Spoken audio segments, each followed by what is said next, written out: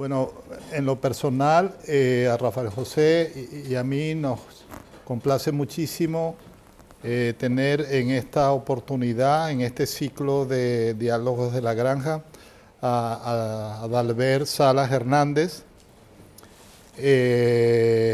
un gran poeta, un gran traductor, editor y también pues un gran amigo, muy cercano. Entonces, digamos, el motivo, la motivación es doble. A mí particularmente, pues nada, me complace mucho poder conversar con él hoy y que ustedes lo vean, los conozcan, para quienes no lo conocen. Y bueno, y darle también a Adalbert las gracias, ¿no? Las gracias por estar aquí. Bueno, algunos de ustedes ya saben cómo es la dinámica. Y vamos a comenzar.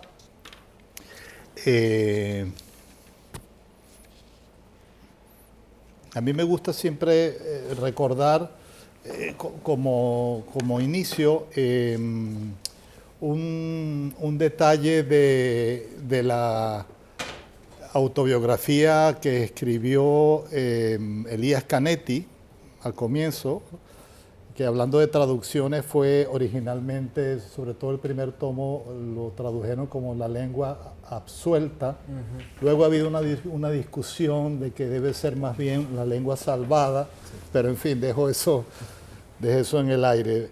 Hay una imagen que yo creo que es muy poderosa, la del comienzo de esa autobiografía, que es una cosa anecdótica. Elías Canetti recuerda que tenía 4 años, vivía en una casa muy bonita con sus padres, jardines, y tenía una haya que lo adoraba, pues, y que lo cuidaba mucho. Pero él descubre, eso es lo que él nos dice, él descubre que el jardinero que estaba en esa casa o que venía, comenzó a tener amores con la haya. Y eso era un problema para la familia. Entonces, lo que recuerda mucho Canetti niño, era que cada vez que el jardinero lo veía, le decía, si dices algo, te corto la lengua, ¿no? Y le hacía el gesto de cortarle la lengua. Y ese es el punto de partida de su autobiografía, ¿no? Él recuerda eso como el primer recuerdo, como la primera imagen, ¿no? Y por ahí quisiera comenzar con Adalbert, ¿no? Que nos trate de compartir el primer recuerdo, la primera imagen que te viene de la niñez, del comienzo de la existencia. A ver. Wow. No es tan significativo como el de Canetti, ¿no? Que además pues, creció en un ámbito multilingüe. Correcto. Que se vio obligado a huir, en fin, a cambiar de lengua en más de una ocasión. O sea, que le cortaron la lengua, o intentaron cortarle la lengua en repetidas ocasiones, ¿no? El mío es más modesto y quizás un poquito melodramático, ¿no? Menos interesante. Mi primer recuerdo es ver cómo una pared viene hacia mí, o sea, claramente estaba yendo yo hacia ella, ¿no? Pero en el recuerdo claro, se invierte. Bien. Yo soy el ente pasivo en el recuerdo y el ente activo es la pared que viene hacia mí y me estampo contra ella.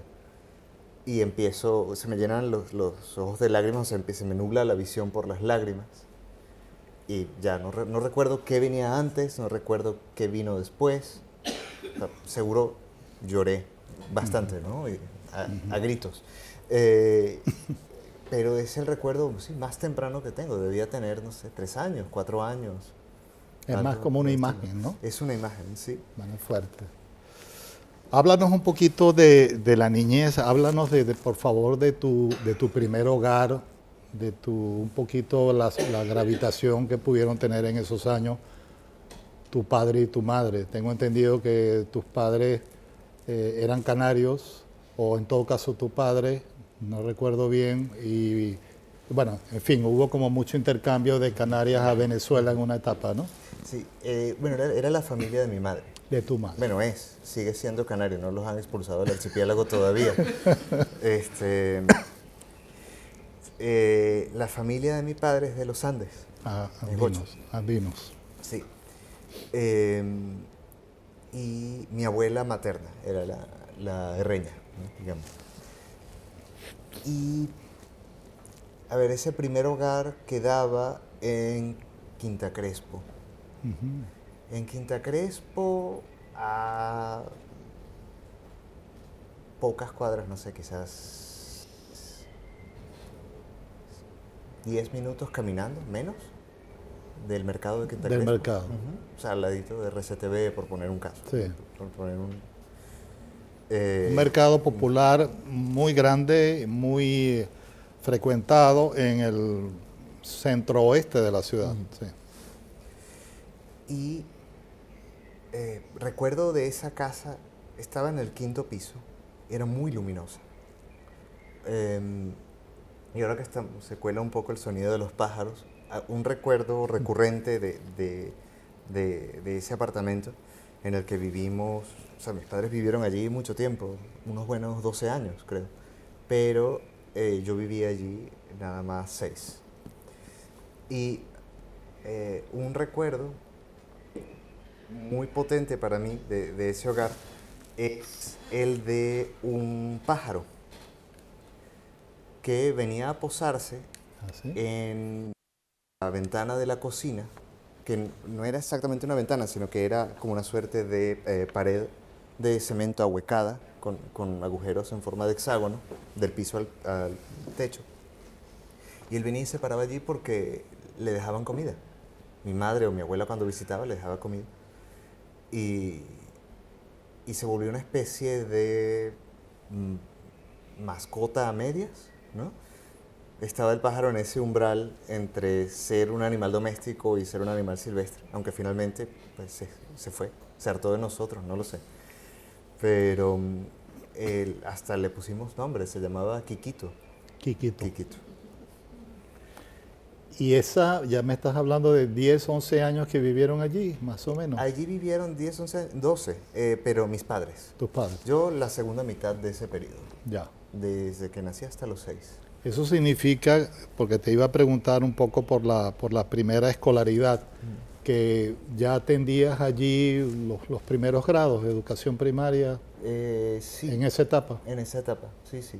Sí, mi escolaridad fue muy normal, ¿no? Muy normal. Sí. ¿Recuerdas algo, digamos, algún maestro o maestra que te haya impactado o alguna amistad que haya quedado o algún recuerdo de esos años? Bueno, tuve la suerte de tener un grupo de amistades muy sólido y muy bueno que me acompañó buena parte de la secundaria. Ya en secundaria. En secundaria, sí. En primaria menos. La verdad, en primaria en realidad era un niño más bien como problemático, siempre me estaba golpeando con otros, peleando con otros a ¿sí? golpes en el recreo, a la salida. ¿Eras peleón? En clase, sí. Sí. Era muy peleón. Quien me conoce ahora no se imagina que yo a la mínima provocación me le lanzaba encima a alguien a golpearlo. Pero sí. Y ya que hablas de la secundaria, bueno, que es también hablar como de la adolescencia, háblanos un poco de eso. Es decir, ¿dónde estudiaste, los primeros amigos allí, las primeras cofradías, ¿no? Digamos. Sí, fue una muy linda etapa. A ver, porque estudiaba era un colegio y bachillerato, ¿no? Entonces empecé allí, de hecho, en segundo de preescolar y me gradué de bachiller en el mismo instituto. Estaba en El Paraíso, en el Callejón Machado. Ah, en Callejón Machado, sí. Sí. Y, ¿ese no era el San Agustín? No. No, el San Antonio. San Antonio, sí. Sí. Y lo interesante es que tuve la suerte de tener amistades como muy constantes, muy poco, excepcionalmente poco problemáticas. O sea, fueron amistades de estas que estaban allí siempre incondicionales, etcétera. Muy poco drama para ser amistades adolescentes. Eso es raro. Es raro. Sí. Y además fue un grupo que fue creciendo. Y para cuando me gradué, como abarcaba la mitad del salón y varios otros salones, no sé. Hubo ahí un momento interesante de, de la creación de vínculos fructíferos, ¿no? Poco conflictivos, no sé, raro, muy raro. ¿Tú dirías que habían ya allí inquietudes literarias en esos años, tercero, cuarto, quinto año? Sí, Sí, ¿no? sí, claro, es que yo era un inútil, sigo siéndolo, o sea, nada más sirvo para esto y a medias. El San Antonio tenía la virtud indudable de ser un colegio que, ¿cómo lo diría? Voy a usar un eufemismo, que le daba a uno espacio para desarrollar las propias inquietudes, principalmente porque pues, la enseñanza era bastante relajada, ¿no? Digamos laxa. Entonces yo tenía tiempo de leer, iba mal en casi todas las materias, incluida castellano y literatura. Pero al llegar a casa o en clase, estaba siempre leyendo, me interesaba muchísimo, O ¿no? sea, ¿tú dirías que la lectura vino más del hogar que de la escuela? Sí, ¿Sí? sí, porque en casa siempre hubo libros, ¿no? Y también, a mí dije, en casa siempre hubo libros y llegó la casa, de hecho. Siempre lo vemos a través de la historia, ¿no? Siempre hay iniciaciones literarias que muchas veces son grupales, a veces son más bien como individuales. Yo tiendo a pensar que toda esa mitología de los grupos, de las peñas, ha ido como desapareciendo, ¿no? Tristemente, creo. Y en los últimos años yo creo que las iniciaciones son más individuales, pero en todo caso te preguntaría, digamos, si digamos, la iniciación literaria tuvo algo de grupal en tu caso, ¿no? Y si en esos años ya tenías una conciencia de que las cosas iban a ir por ahí, es decir, de que tú lo que querías era ser escritor. ¿Eso fue claro en ese momento o llegó un poco después? No, yo tenía ínfulas, yo sí Tú estaba tenías seguro de ínfulas. que quería ser escritor, sí. Y escribía unos textos como algo así como podían ser relatos breves, poemas en prosa, con un fuerte tono narrativo, unos textos espantosos, ¿Sí? unas cosas. ¿Los quemaste todos? Los rompí. ¿Los No, sí, rompiste? sí, yo destruyo mis borradores. Sí, sí, he sabido. Sí. y me fío del... También destruyo los borradores digitales, ¿no? Me fío de la versión final.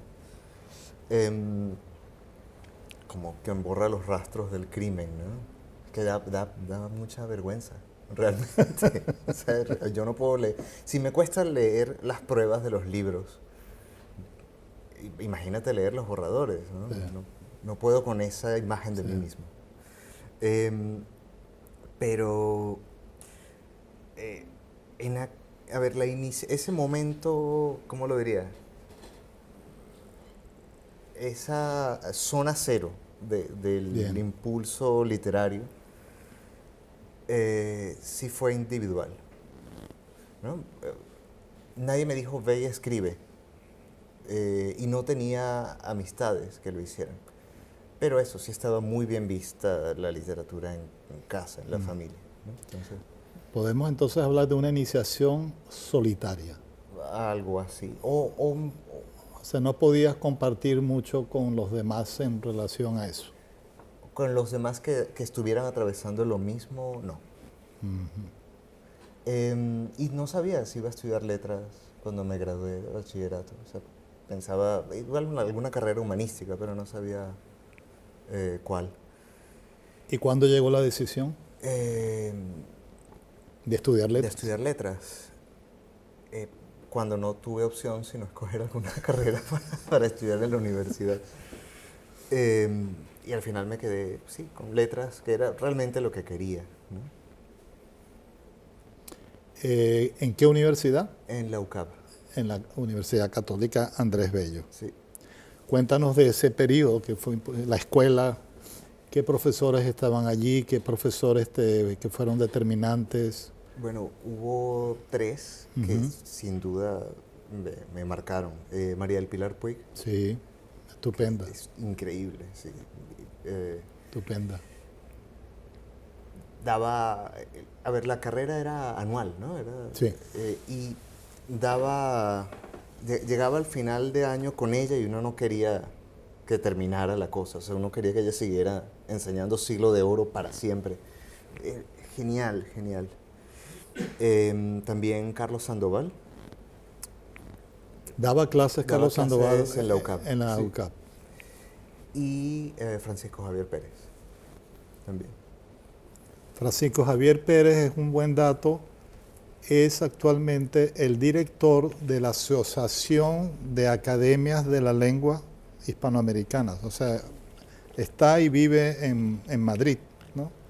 Francisco Javier Pérez, un gran lexicógrafo, un gran investigador. Sí.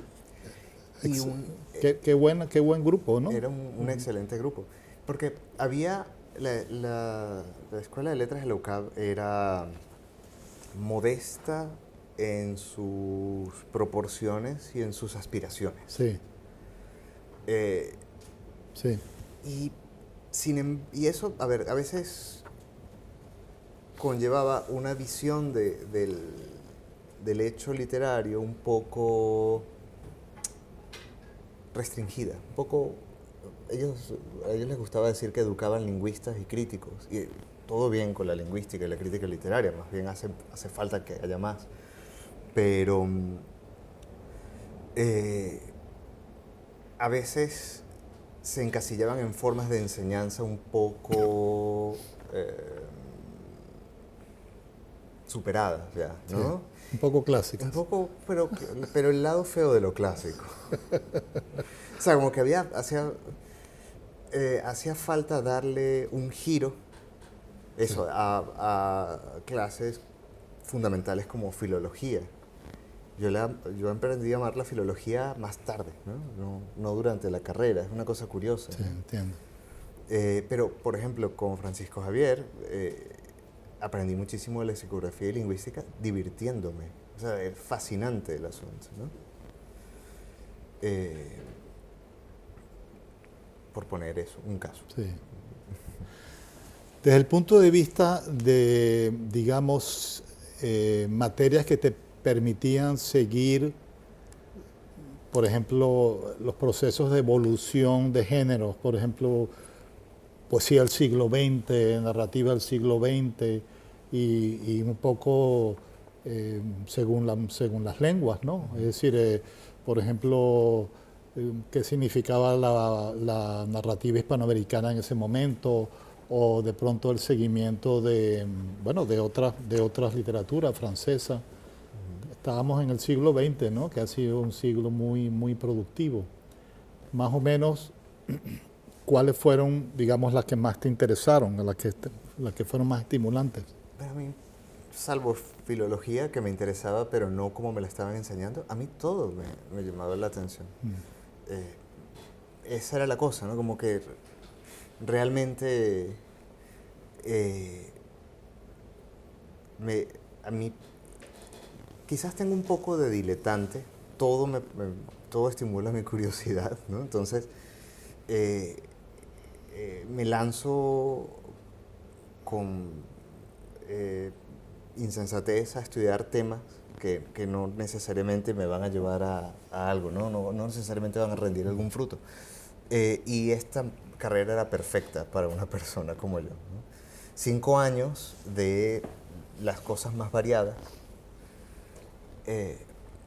Sí, yo diría que todas por igual me interesaban. El problema que podía tener era eso, con los métodos pedagógicos, que me parecían. Sí. Entiendo perfectamente. ¿Qué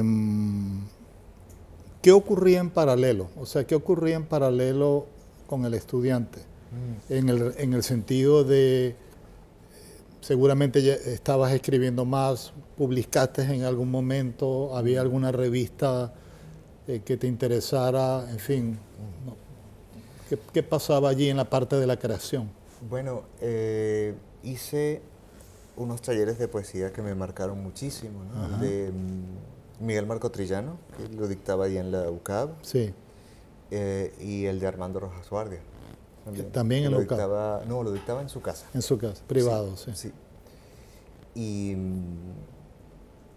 y publiqué mi primer libro cuando estaba en el 4º año de la carrera, con Equinoccio, por el Premio Nacional Universitario de Literatura. El primero. El segundo. El segundo. O sea, el primer libro, pero quiero decir, la segunda edición del premio. Ya, ya.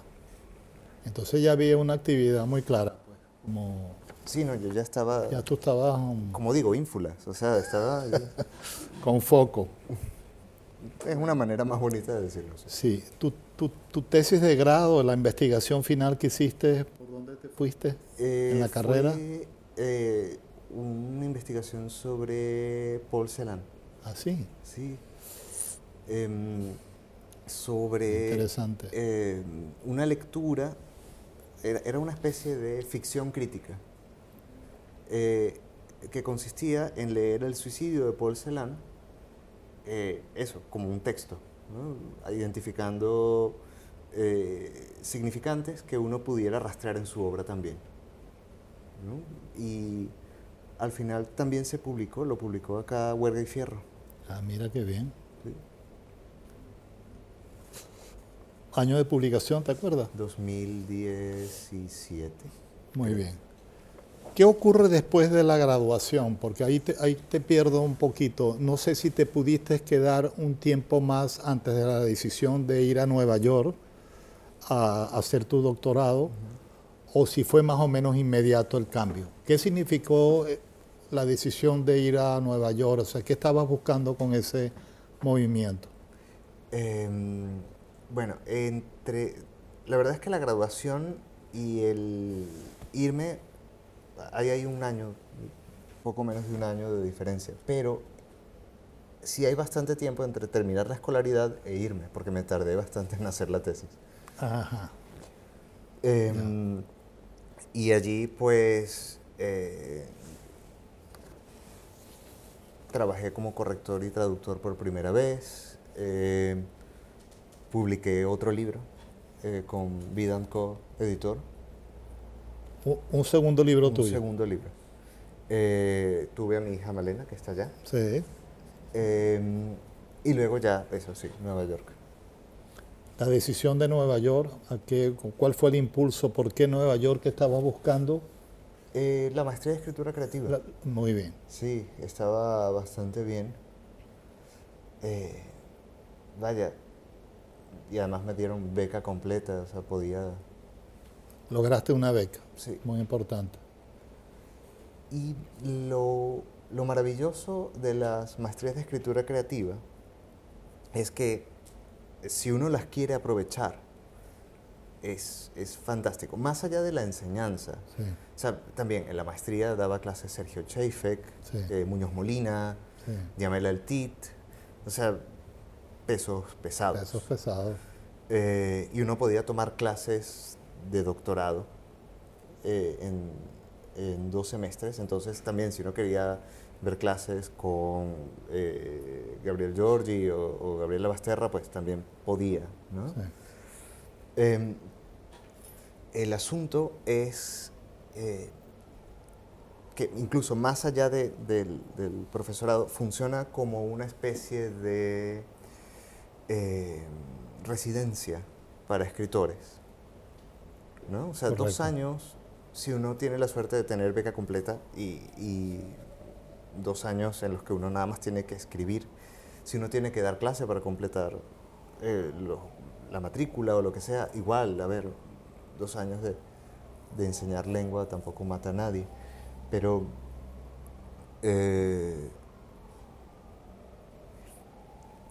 poder vivir 2 años escribiendo en Nueva York y traduciendo y tomando clases con gente muy, muy interesante, pues sí fue determinante para mí.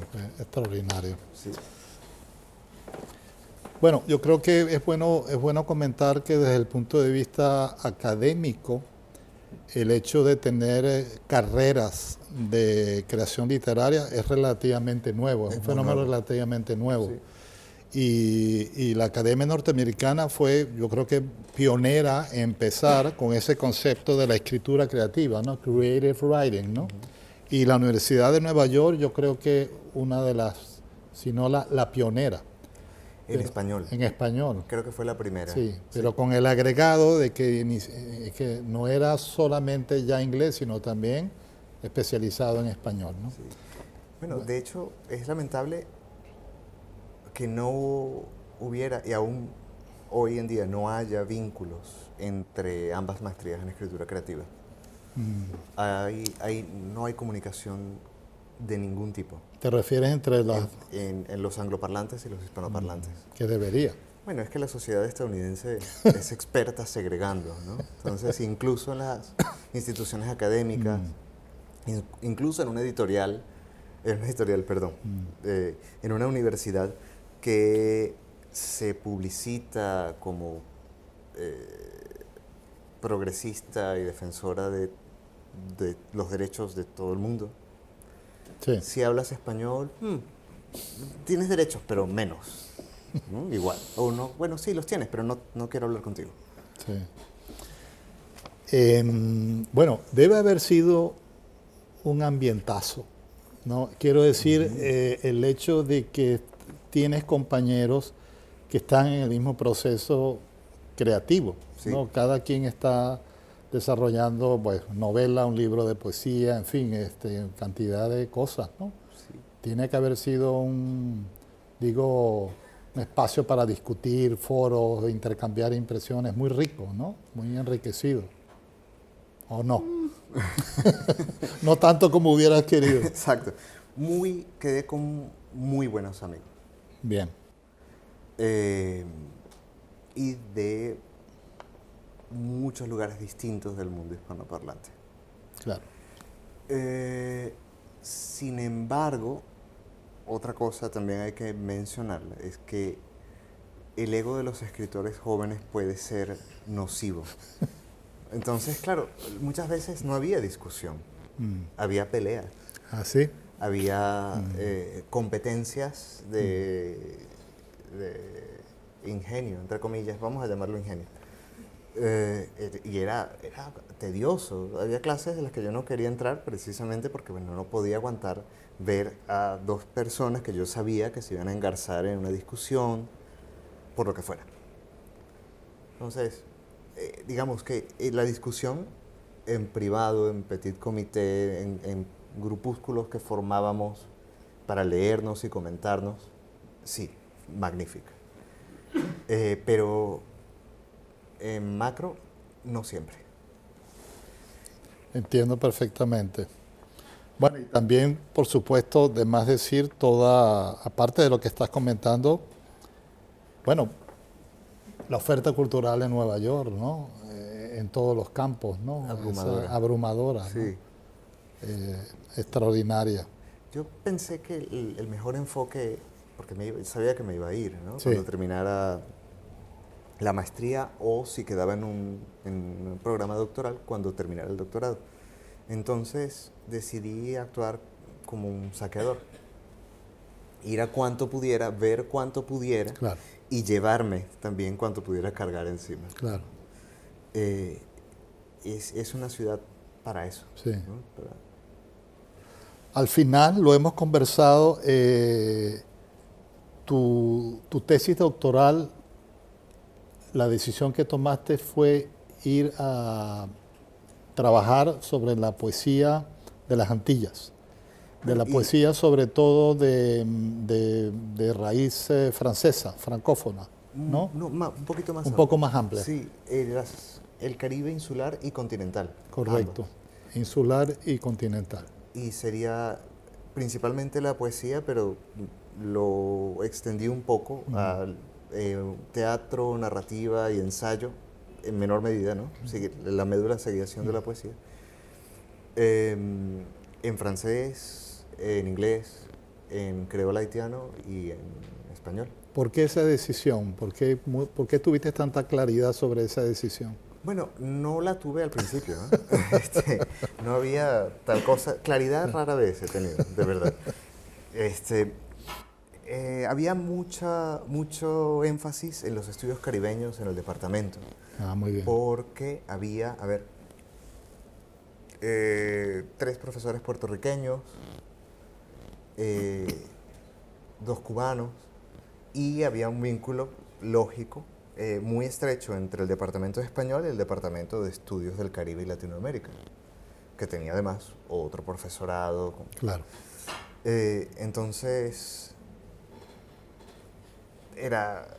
tuve la posibilidad de estudiar bastante esto antes de decidirme. Y cuando lo hice, me quedé con la literatura más reciente, la menos estudiada por la crítica o la por momentos ignorada por la crítica, ¿no? Muy bien. Bueno, Adalbert ha mencionado, mientras nos ha hablado, varios, es decir, nos ha hablado de varios de los poemarios, ¿no?, que ha ido publicando con los años. Naciste en 1987. A menos que mi madre, que está por allá, diga lo contrario. Digo porque realmente comienzas a publicar muy joven, ¿no? Voy a hacerte un pequeño recuento, es posible que tenga algún error, pero de lo que... A ver, el primer libro de poesía es La arena, el vidrio, de 2008. Sí. El segundo es Extranjero, del 2010. El tercero es Suturas. Y estos en sellos distintos, ¿ah? Sí. Sellos distintos y no todos, y algunos en otros países, ¿no? Heredar la tierra sería el tercero, del 2013. El cuarto. El cuarto. Sí. Perdón, el cuarto, sí. Heredar la tierra. Después viene Salvoconducto, del 2015. Un libro importante destacar que ganó el premio de poesía Arcipreste de Ita, que es muy conocido, un premio muy importante aquí en España. Ganaste el premio en la convocatoria 36ª del premio, sí. Salvoconducto. Después, Río Blanco. En blanco. En blanco, sí, en 2016. Blanco. En blanco, sí, lo tengo bien. Después Mínimos, que también es en 2016, Mínimos con M minúscula, ¿no? M minúscula, sí. Sí. Después, un libro importante, bueno, todos lo son, pero este a mí me impresionó mucho, La ciencia de las despedidas, de 2018, creo que la edición era de Pretextos. También, sí. Sí. Después de Ningún viaje se vuelve, del 2019, sí. Que es este que tengo acá. Chilena, una edición chilena. Mexicana. Mexicana. Que es una antología. Sí. Perdón, él dice me equivoqué. Mexicana. Sí. Después, 23 shots. Shots viene siendo como tragos. Bueno, no, en este caso sí son. No, A veces sí son, pero en este caso son los shots de las fotogramas. Es verdad, de los fotogramas. 23 fotogramas. Esta bella edición de Decir Ediciones, que es una editorial que lleva la poeta Eda Armas, y que tiene, esto le va a interesar a Nilo, tiene en el diseño original la mano de Cruz Diez. Cruz Diez hizo el diseño de esta preciosa colección.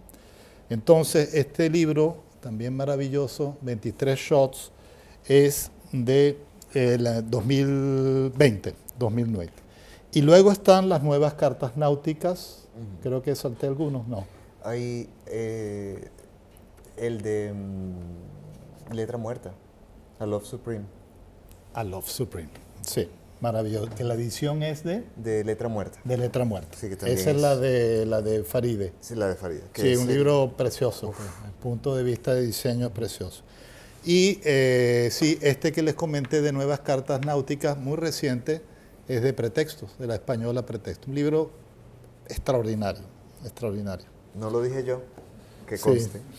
Bueno, a ver, me gustaría que aquí hiciéramos un pequeño paréntesis y que leas algunos poemas, pero es un poco difícil esta pregunta, pero ¿Cómo crees que ha ido evolucionando ese trabajo? Cuando te menciono los libros iniciales y estos últimos, ¿qué sientes? ¿Qué ves? Vergüenza. No, en serio, de verdad. Incluso los últimos. Incluso los últimos, incluso este. O sea, me da, como decimos, me da mucha pena. Es más, me da pena también en el sentido de este lado del Atlántico. O sea, es una cuestión, una vergüenza dolorosa lo que siento. Porque, digamos, en parte escribo un montón porque siempre siento que lo que acabo de hacer no funciona, está mal, que es un intento fallido. Y el siguiente libro es la huida de ese fracaso. Entonces, por eso no descanso. Siempre tengo alguna otra cosa en el horizonte que me haga olvidar lo que acabo de cometer. Sí. Pero corrígeme algo, una vez que estás en la fase de huida del libro anterior, esa huida puede convertirse en la llegada de otro libro, o mejor dicho, en la búsqueda de pronto de otro libro. Sí, ¿no? sí, exactamente. Porque realmente la frecuencia es sorprendente de los libros. Y no mencionaste los de ensayo. No, claro, los de ensayo pensaba hablártelo ahora más tardecita. Es mucho. De verdad soy un obseso del trabajo. Es mucho. Me engancho a trabajar a diario por eso, porque de verdad siento que no importa qué haga, no vale. Es íntimamente eso, o sea, suena un poco raro decirlo así en público, pero esa es la sensación. Sí. ¿Te animas a leer 2, máximo 3 poemas ahorita en esta? Sí. Y luego seguimos con otra parte, no sé, lo que... ¿De qué quieres que lea? Bueno, de este, sí. Ok.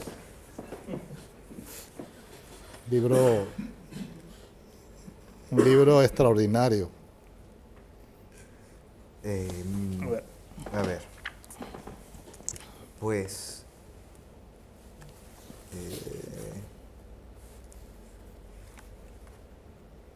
hay uno que me gusta leer y sobre el cual tengo una anécdota que voy a contar después de leerlo porque no quisiera tampoco arruinarla. Es un libro que tiene... salud. Tiene traducciones, tergiversaciones, invenciones. Es un libro, digamos, mentiroso, ¿no? Es un libro que cuando traduce a otros autores que declara, normalmente es para decir otras cosas o para inventar a partir de ellos. Y hay un texto que se llama Algunas supersticiones y creencias de los marinos fenicios, y que está atribuido acá al menos a la historia natural de Plinio. El marino que halle sal en su almohada en la mañana en que partirá, morirá ahogado. Avistar aves gordas significará pesca flaca. Vientos suaves indicarán corrientes violentas. Quien sueña con peces ha sido favorecido por el dios Yam. Al transportar vino por mar, los mercaderes deberán temer la sed de Lotan, la serpiente de los abismos marinos. Quien sueñe con peces terminará con la respiración escamosa. El marino que, lejos de la costa, encuentre arena bajo las uñas, morirá a manos de otro hombre. El vuelo de las gaviotas es engañoso. Entregan presagios falsos para luego cebarse en la carne de los marinos muertos. Para asegurar una pesca abundante, la noche antes de zarpar, toma un ojo de pescado, rebana la pupila y cómelo. Luego de pasar la noche en vela, deja la pupila en la puerta de tu casa. Quien sueña con peces verá a su enemigo morir en la arena. Para asegurar el éxito de una expedición de guerra, las naves deberán ser lavadas con sangre de caballo. La nave que lleva grillos a bordo no se pierde en alta mar. De noche Si alguna de las estrellas se mueve de sitio, quiere decir que la nave será azotada por la hambruna. Quien sueña con peces criará perlas en los pulmones. El alga roja es la sangre coagulada que los dioses marinos derraman cuando pelean. Llevar pan en alta mar trae la desgracia, pues todos seremos levadura. Las ratas de un barco chillarán cuando haya tierra cerca. En alta mar, los fuegos fatuos son las almas de los que en vida no vieron el mar. Si un miembro de la tripulación muere, será necesario arrancar sus dientes y lanzarlos por la borda para que su espíritu no devore el viento de las velas. El cuerpo deberá ser enterrado en la costa más cercana. Los sacrificios antes de la navegación solo serán propicios si los realiza un sacerdote que no tenga hermanos en el mar. Los ahogados cultivan corales en el fondo marino. De ellos se alimentan. Quien sueña con peces hallará plumas en la boca de su amante. Y ya. Ese texto, el final de ese texto, quien sueña con peces hallará plumas en la boca de su amante. Yo lo leí en México cuando mi hija estaba de visita y luego ella se me acercó y nada más me dijo: quien sueña con plumas hallará, perdón, quien sueña con peces hallará plumas en la boca de su amante. Y ahora cada vez que veo este poema solo me da risa. Claro. ¿No? Claro. Pero, en fin, que es un buen ejemplo de qué va el asunto, sí. ¿No? Es, imitando un poco ese estilo de inventario de supersticiones, creencias, maravillas de Plinio, ¿no? Sí. He querido como inventar a partir de... espuria esta supuesta traducción. Y las fuentes son innumerables. Son montones, sí. ¿No? Algunas de hecho sí son verdaderas, sí, pero nunca voy a decir cuáles. ¿No? Sí. ¿Puedo leer? Si quieres leer otro, sí. Uno más, sí. Porque este fue largo.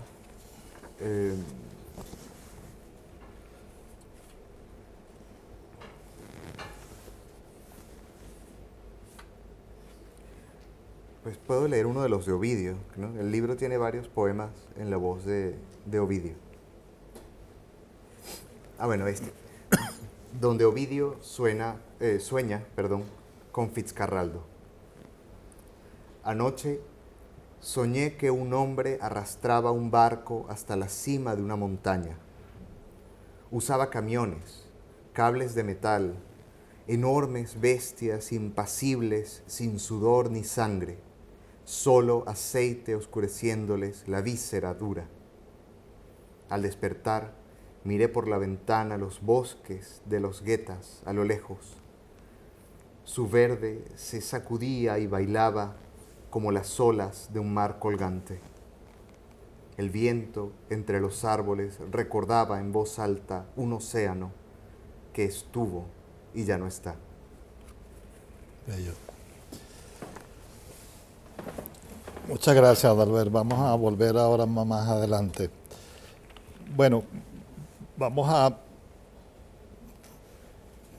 congelar por muy poco tiempo al poeta y vamos a hablar con el traductor. Es muy impresionante la cantidad de autores que Adalbert ha traducido. Déjenme mencionarles algunos. Marguerite Duras, ¿no? Mark Strand, el norteamericano. Artaud, Antonin Artaud, nada más. Charles Wright, que es un extraordinario poeta norteamericano. Mario de Andrade, Yves Bonfoy, Hart Crane, Pascal Quignard, Loma Goodison, Louis Gluck, que como saben, premio Nobel reciente, y creo que muchos más. Cuéntanos un poco, a ver, tú has hecho también de la traducción como no sé, como el segundo oficio, o mejor dicho, el oficio paralelo. Es una especie de, también como de espejo de la creación. ¿Cómo convives con eso, con la traducción? ¿Cómo convive el poeta con con el hecho de tener, digamos, la línea propia y la línea de otras voces, ¿no? Que también te acompañan? Es que no hago mucha diferencia.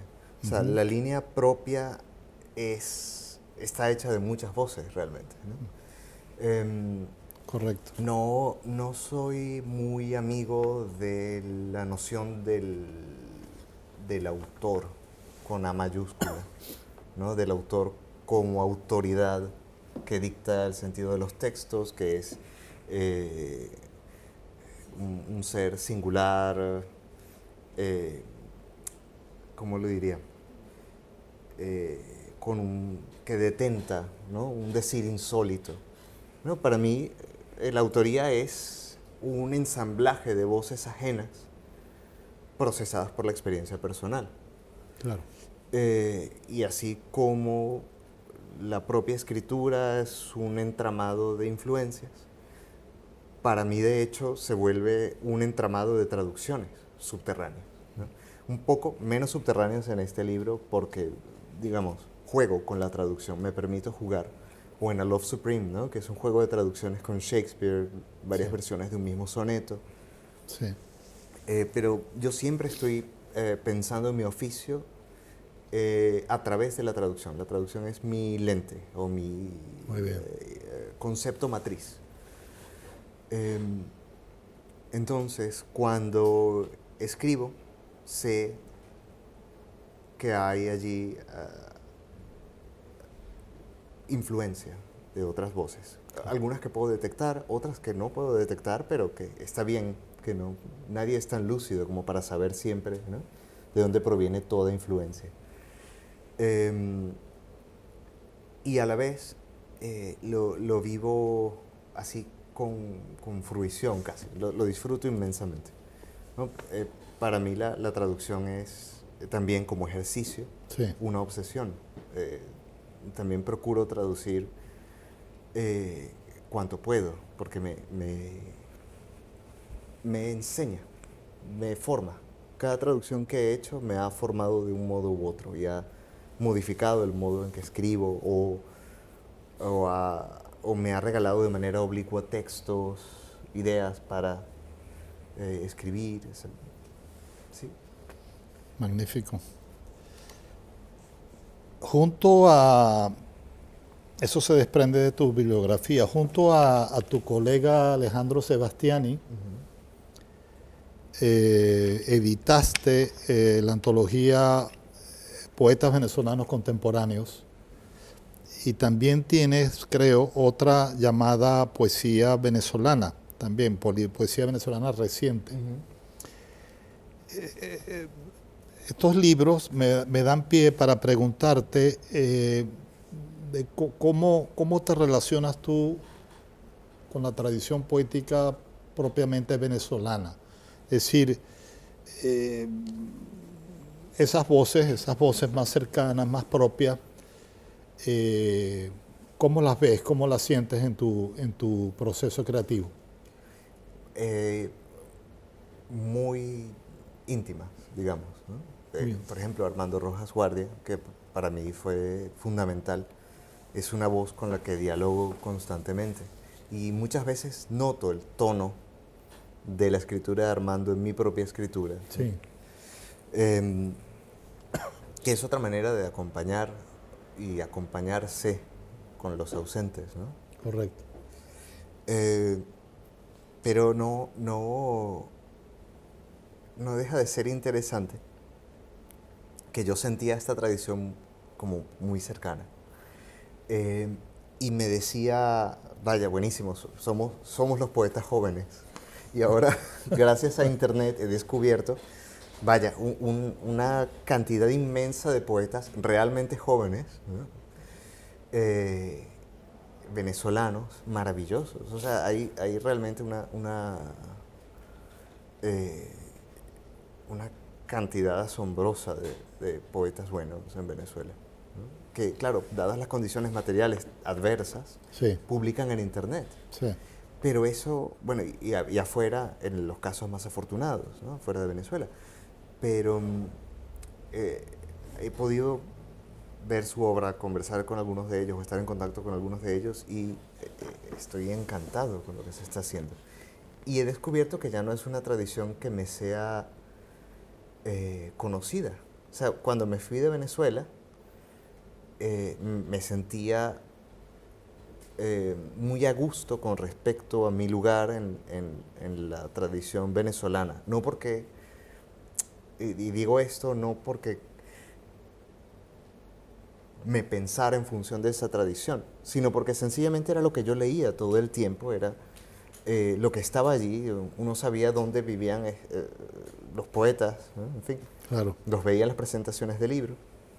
Y ahora de pronto hay todo un continente nuevo. Es fantástico. Sí, es cierto.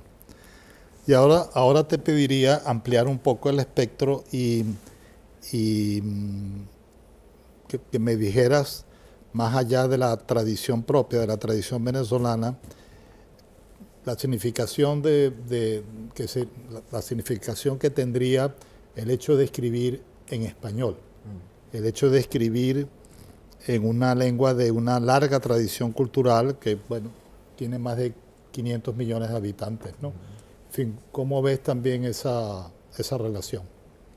Ese gran patrimonio que tiene todo el que escribe en lengua española, en lengua castellana. Bueno, pienso, o sea, es una pregunta que da miedo. Sí. Sí.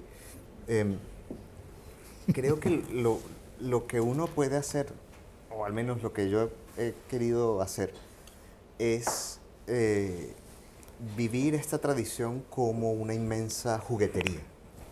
O sea, es Muy bien. una juguetería y yo soy un niño de 3 años que, como Elisa podrá dar fe, muchas veces actúo como tal, y puedo leer a gusto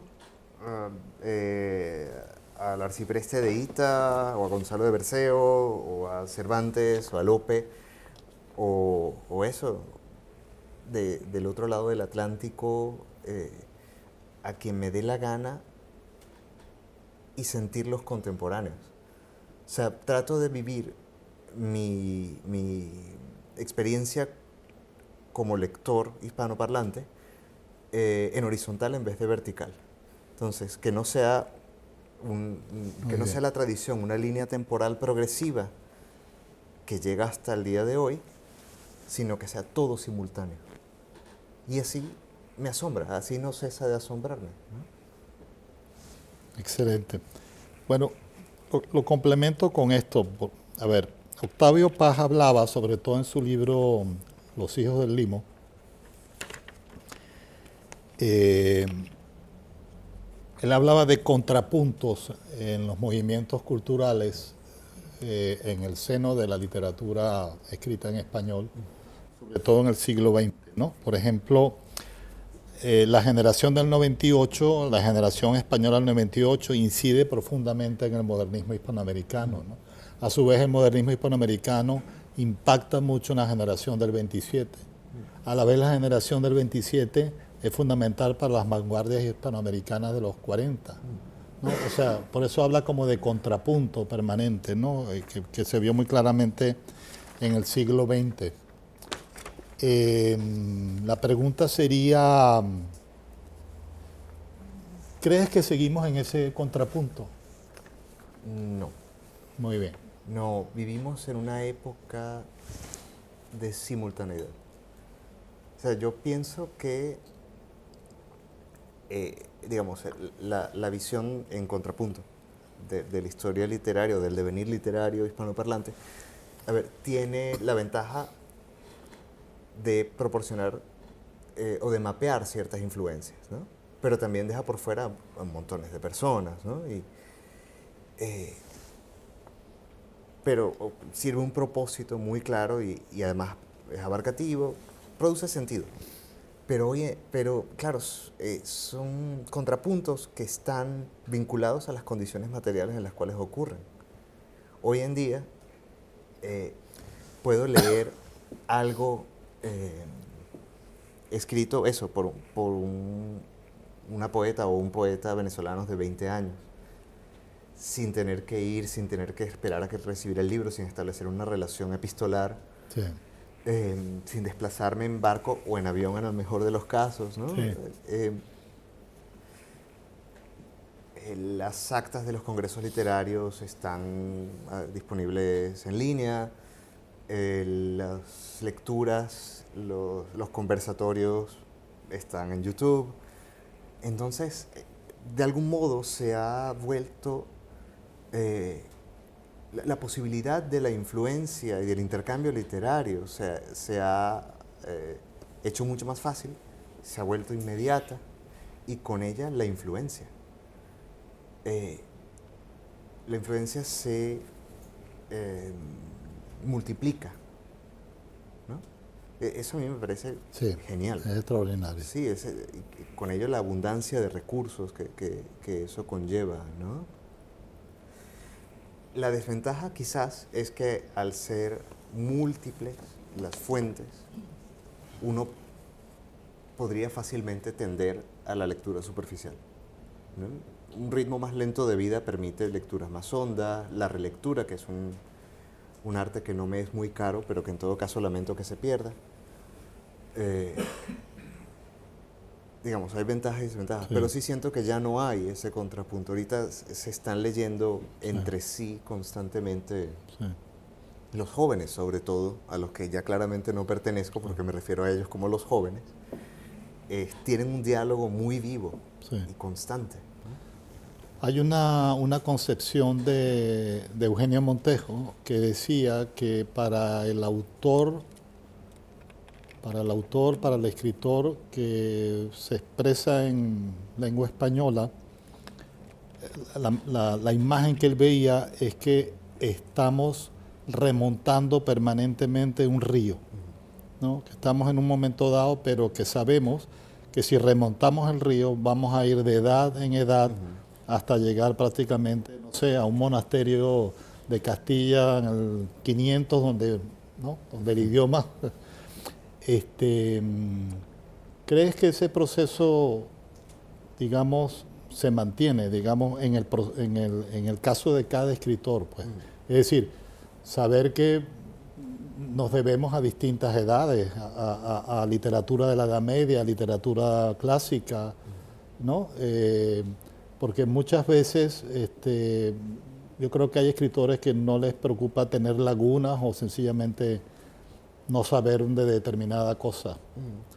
Pero el asunto es que en la lengua y en la tradición literaria ocurre a menudo, me parece, que el asunto del cual uno no sabe, sin embargo, sí sabe de uno.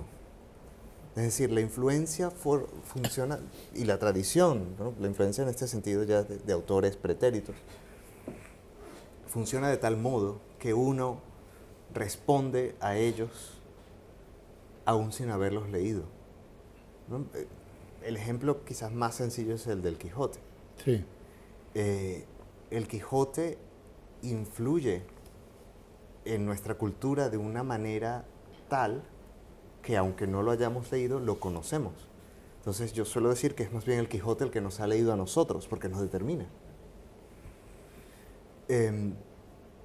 Y pienso que así sucede, digamos, con esas lagunas, ¿no? Que sí ocurre, digamos, la influencia, pero por una vía que el autor o la autora no reconocen, ¿no?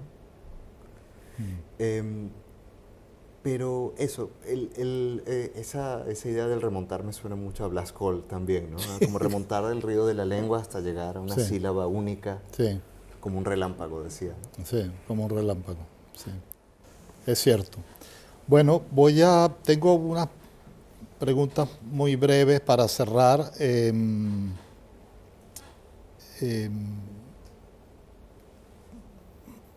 ¿A qué poetas recurres así en algún momento de serenidad, con poco tiempo, como que te llene de energía, como para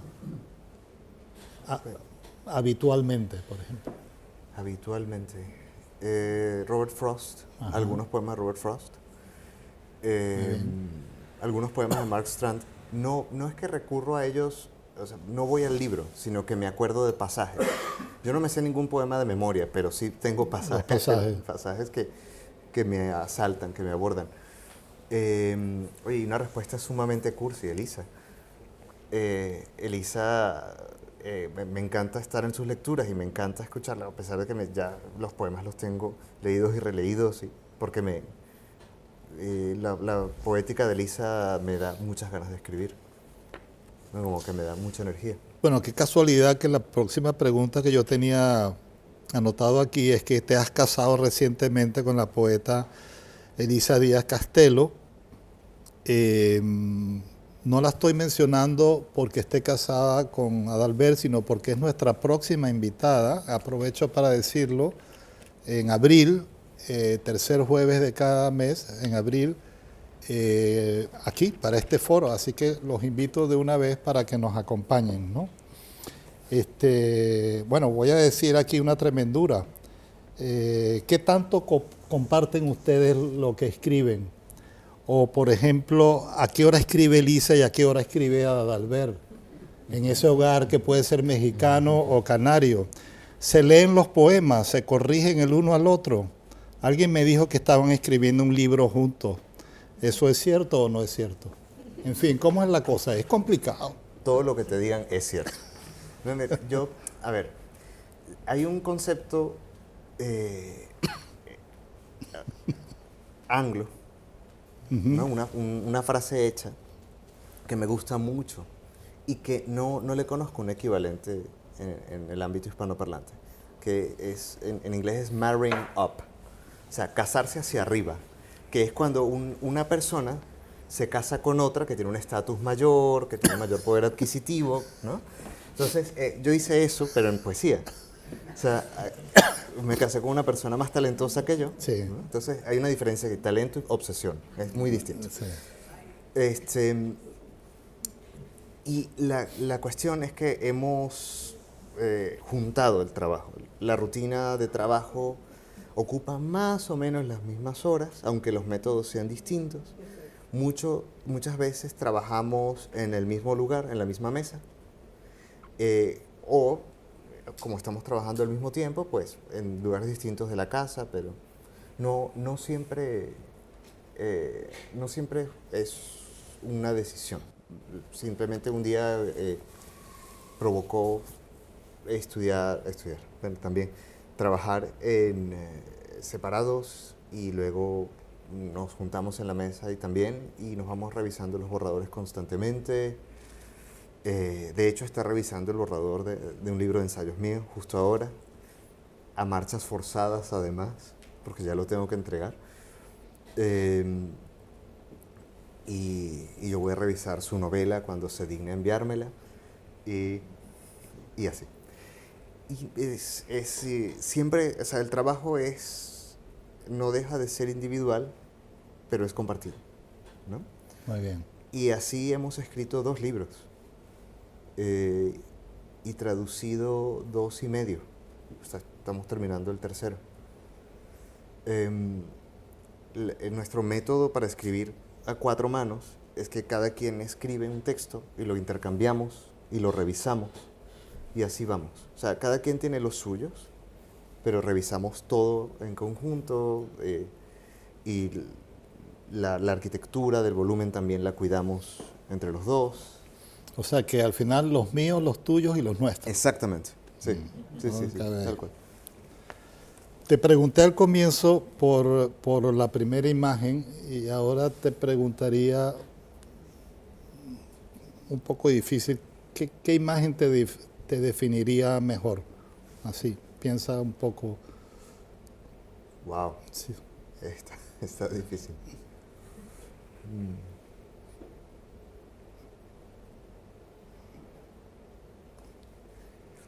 Pues, no sé, quizás más podría decir un objeto, ¿puede ser? Claro. Los libros. O sea, yo estoy obsesionado con los libros, claramente. O sea, Sí. No hay cosa que me dé más paz que estar rodeado de libros. O sea, es como mi objeto clave. Y cierro Bueno, para también darle la palabra al público y para que nos leas un poquito más, por favor. Bueno, esto es una pregunta un poco difícil. Si no la quieres contestar, no la contestes, pero te la digo porque forma parte como del protocolo. Así como te hablé de Canetti al comienzo, ahora quisiera hablarte de Bolaño, de Roberto Bolaño. Una cosa que a mí me impresiona mucho, bueno, ya saben un poco que Bolaño terminó, murió joven, no consiguió hacerse un trasplante, que era fundamental, murió muy joven, ¿no? Una de las últimas entrevistas que le hicieron, el periodista le pregunta, ya se sabía que no había trasplante y ya se sabía que era cuestión de semanas o meses. El periodista le pregunta cómo le gustaría llegar a la muerte. Y él contesta, ella entra y yo salgo. Eso me pareció muy impresionante. ¿Cómo te gustaría llegar a la muerte? Wow. Con libros. Bueno, sí, con libros sin duda, ¿no? Pero tarde. Me gustaría llegar tarde. Muy bien. Muy bien. Tarde. Además, yo soy bastante impuntual de todos modos. No creo que vaya a llegar temprano. Bueno, querido, si quieres nos puedes leer un poquito más Okay. de otro libro. Aquí hay dos más, ver. por si acaso. Voy a leer de la antología. Sí. A ver.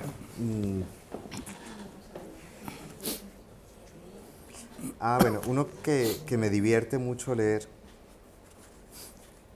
hablando de muerte, es uno sobre Lázaro, que se titula Historia natural del escombro, Lázaro. Primero fue el aliento cayendo furioso sobre las aguas. Unas pocas palabras oídas a medias, piedras estridentes lanzadas contra la ventana del sueño. Desde niño le costaba despertar. Contra todos los fueros de la muerte, manos extrañas toman por los hombros a Lázaro y lo arrastran al mediodía abrupto como un acantilado. Abren su boca y a la fuerza empujan en ella la respiración amarga, golpean su pecho hasta que el corazón arranca, los desagües del cuerpo se llenan otra vez con el torrente olvidadizo y sanguinolento, aceite de motor y diésel. Sale del sepulcro tropezando, encandilado. La mortaja se le ha caído y los testigos del milagro pueden ver en su carne oscurecida por la podredumbre, estriada de gusanos, el mapa de otro mundo. El hedor es insoportable. Todos se cubren la nariz, algunos vomitan.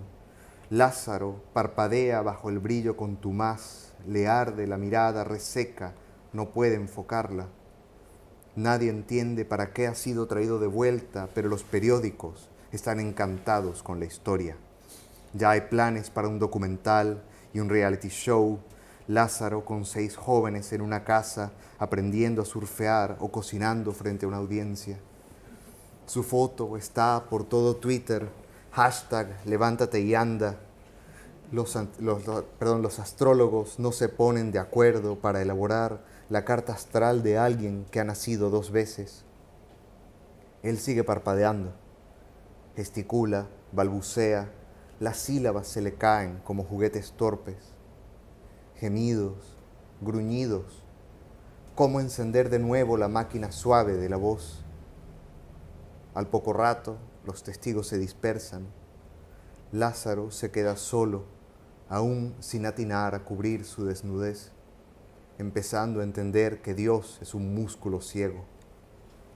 Finalmente mira al soslayo, se va y ya no hay nada. Muy bien. Y a ver.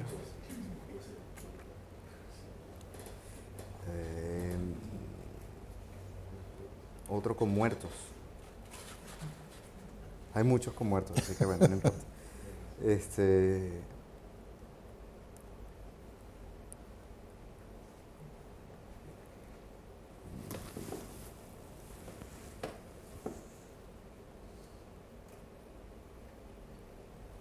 Bueno, uno breve para pasar a las preguntas. Sí. Este se llama San John Coltrane en los infiernos.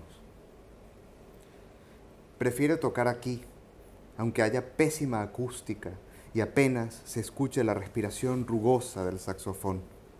Prefiere montarse en escena a pesar del micrófono dañado, la mala ventilación, los tragos sin hielo. Aquí, a tan solo 15 minutos de la eternidad.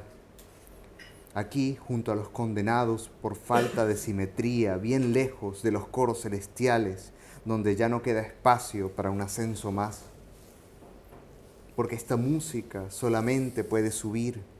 Fue hecha con esas cosas que se derrumban sin un crujido, sin pedir perdón.